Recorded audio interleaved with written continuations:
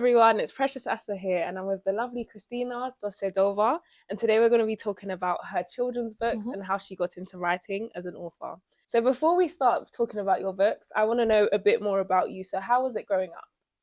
So originally I come from Czechoslovakia. Okay. And for me, growing up was a little bit difficult because back in the days, it was under political regime called communism. Okay. So everything was really under strict rules and so-called Iron Wall. Yeah. So you can express, but not as much, because everything has to be politically correct. Wow. So it's quite very hard because anything, especially for me, because I felt always I'm artistic. Yeah. But you cannot speak up because it was too much or has to be edited. So all this bringing it up, trying to express myself was always put down, shut down, And because suppressed. they have to be suppressed. Yeah. Exactly. It's difficult. Yeah. Wow. And how did that affect you as a child? Well, that's the thing. Like you feel you get so much to give to the world, especially in writing. You can't because of the political regime. Yeah. So you keep trying at the beginning, but then because you're shut and suppressed, you forget about it. You kind of bury it deep inside. Yeah. And you just carry on with normal day life, but you really bury it. Yeah. So it's very difficult. Thank you for sharing. It must have been very difficult. So the next question I have for you is, have you always wanted to be an author, and why? So as mentioned, it was suppressed, so it never crossed my mind.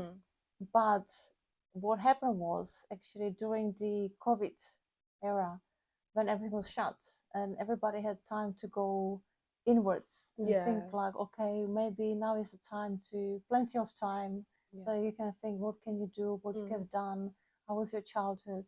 And that's how I start thinking, you know what, now is the best time. Yeah, because you're like locked away from the world, so you actually have time to focus on yourself. Precisely. And I was like, you know, you talk to your parents at the time as well. I said, Mom, you know, and she was saying, you know, when you were younger, you really loved writing. I remember the first grade, the teacher said, you wrote really nice stories about the holidays. So why don't you go back to yourself? It's a very good idea. There I was living in Russell Square Park, and I was thinking, you know what, I think I'll start writing.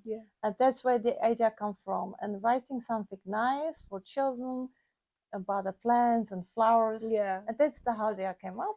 I said, you know, just write some little words and everything. And I just kept writing.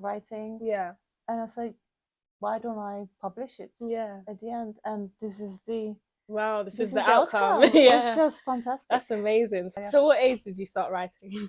So the first age, I think the proper essay, the full essay I did write, was in the second grade. And it was very simple. Simple because you're just getting into writing. Exactly. But it was very rich and it was very imaginative. Because that's what the teacher called my mom first to school. First, she didn't know why she's been called, because maybe she's in trouble. If you're being naughty. Naughty, do I need to sign papers or something?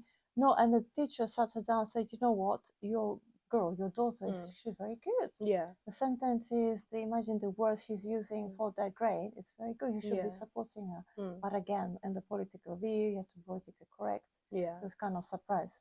But that was the first stage. But I want to say as well, I think all this is coming from my grandma. Because every single night before I go to bed with my brother, she'll read us the stories. Oh, wow. So can you imagine you go to sleep and you're thinking of all the stories you heard? Yeah, your imagination just runs. Exactly. So that's what happens. So my imagination was just growing and growing. And living in a nice house with a back garden, always with the plants, flowers and trees. That's how it was supported and growing and growing. So all I had to do during the COVID era, just go back into childhood and everything was just flourishing. Wow, that's amazing. So I know you write for children books, but would you ever branch out to writing for adults or teenagers? I don't know. And the reason why maybe I wouldn't like it, because to me, most of the stories for adults and teenagers is very dramatic. There's lots of violence as well. And when you look at it, the best books, most of them are like fighting, shooting, stories, somebody murdering. I don't like it. It's very dark. It's very dark. I don't like that. I want to bring light into the world. And exactly, so far more imaginative, maybe like princesses, and castle and all these kind of stories. So no, I think we'll stick to the children. I like that. And would you ever develop your stories into animation? So would you ever want to be on Netflix? I would absolutely love that. That will be the first next step. I mean, if I can do that, the book is perfect. But if you can to the next step level to do like animation, absolutely love it. That's amazing. You're welcome. So I know that you have a rabbit on that book right now. So what inspired you to create the character Rabbit Girl called Kay? So the letter K come to me. Yeah. Naughty girl, K, Kristyna. Yeah. I used to be a little bit naughty when I was little, but in a good way naughty. Yeah. And rabbit, because I was thinking, okay, when I get the Emily, like her friend, I wanted to interact with somebody who is very energetic, Yeah. fluffy, cute, hopping all the time, asking questions. How does it work? What is this? And to my mind came rabbits are like that. They're hopping all the time. They're sniffing everything. They're always poking everywhere. What is this? Can I go there? Can I try this? Yeah. So that was a perfect combination, because actually this rabbit girl Kay, she one day, basically how the story starts, she wakes up and says, you know what? It can't be only vegetables.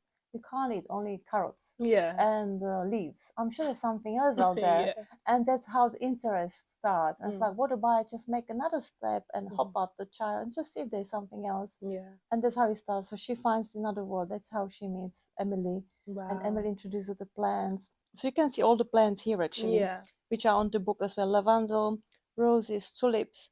And she introduces through the chapters through all these plants, magnolias. Yeah. And she's completely overwhelmed. Wow. So it's like, oh, it was good actually. I did get out on my shelf and that try to explore the world. She believed in it and she found it.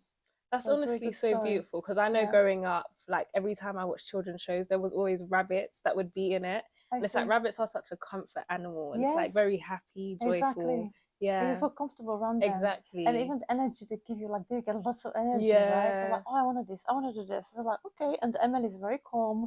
So they kind of balance each other. exactly. Yeah. So don't worry, I'll show you this, I'll show you that.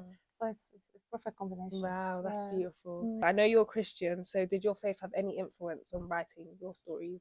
Yes, so there are lots of values in the book, especially about friendship. Yeah. Because they talk about the loss of their parents. So how that help them actually to keep the faith that there is somebody out there for them as well. Yeah. This is actually a good book for parents, whether single parents, because actually in the book, the rabbit case got only mum and the Emily's got only father. Oh wow. And they get together and they share the sad stories, but also through that sadness and hardship, they create very strong bonds. Yeah. And become friends. Yeah. So I just want to say this is like kind of first book how they get together and through the flowers and plants they bond this relationship.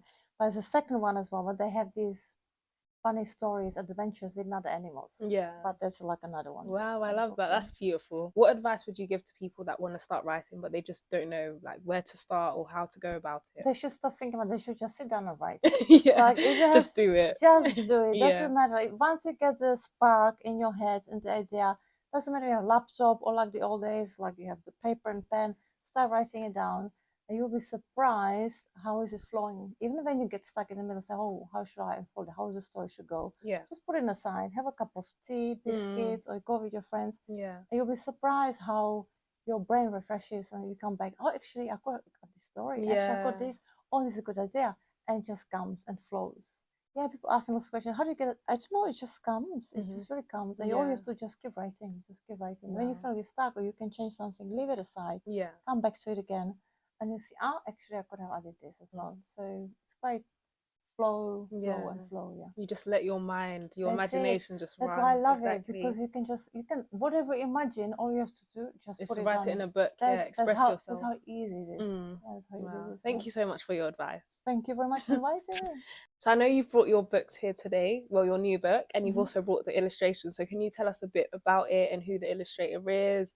Where did the imagination come from and stuff like that? Yep. Yeah. So the first was the first book. Yeah. And the illustrations for the first book were made by the Ex Libris illustrator, which was pretty great painting illustrations.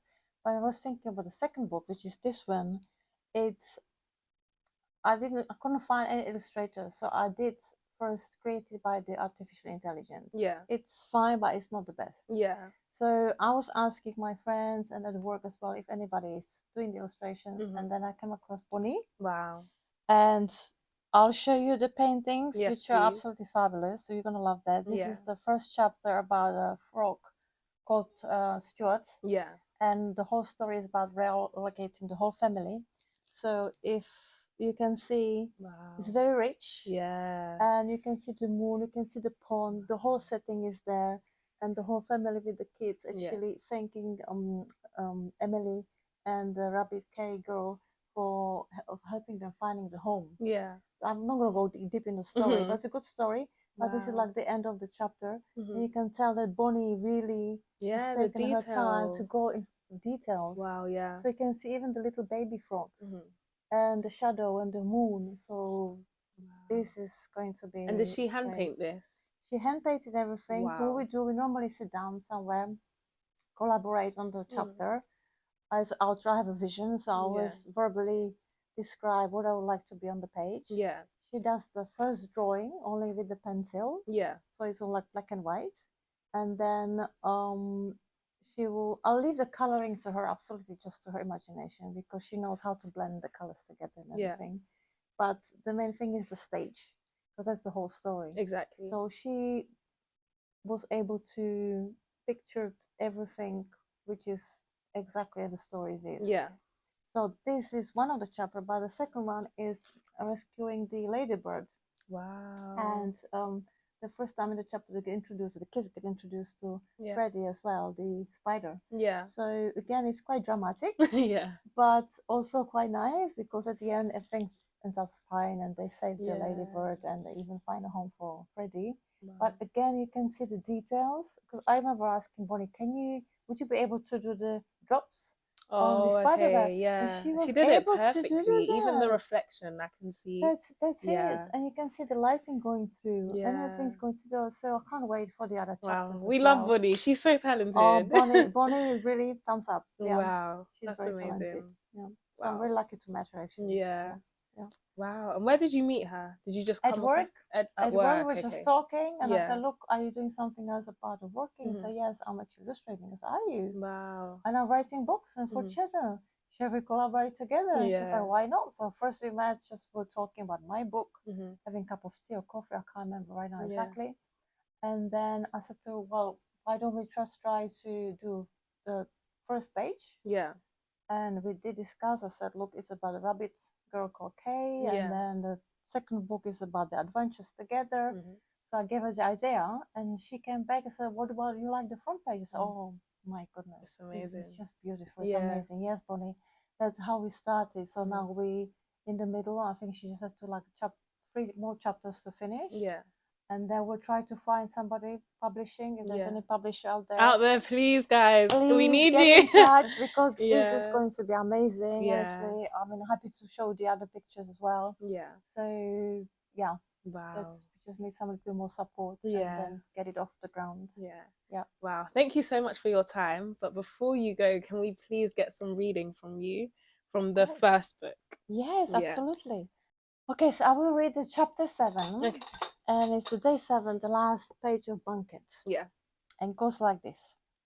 The little rabbit girl couldn't sleep the whole night. So many questions were going through her head. Would her mom like her idea of meeting Emily's dad? Is the invitation going to arrive on time? What about the weather? What is going to rain? The whole night she kept turning from one side to the other with worrying. And finally the loud sound of the doorbell woke her up. Kay jumped out of the bed excitedly, rushed towards the door, but her mom was there first. As the postman passed Mom's envelope, Rabbit Girl couldn't stop jumping with joy. "Mom, Mom, open it, she yelled. So this is the chapter when the postman comes, brings the envelope, and you can see Mom is already preparing something for breakfast probably, and the girl is just like, read it. So her mom looked at the envelope with suspicion. You know the older folk, they always don't trust so easily. But once she opened it, she started crying in disbelief. The garden invitation unfolded with its beautiful ornamental handwriting and pressed-dried flowers. Read it, Mum!" Kay screamed in excitement as her mum read silently. "Well, what does it say?"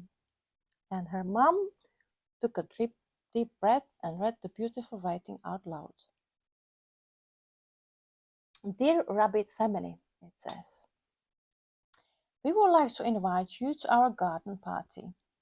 We have prepared a fresh homemade lemonade and other refreshments with freshly baked lavender cake and rosemary bread.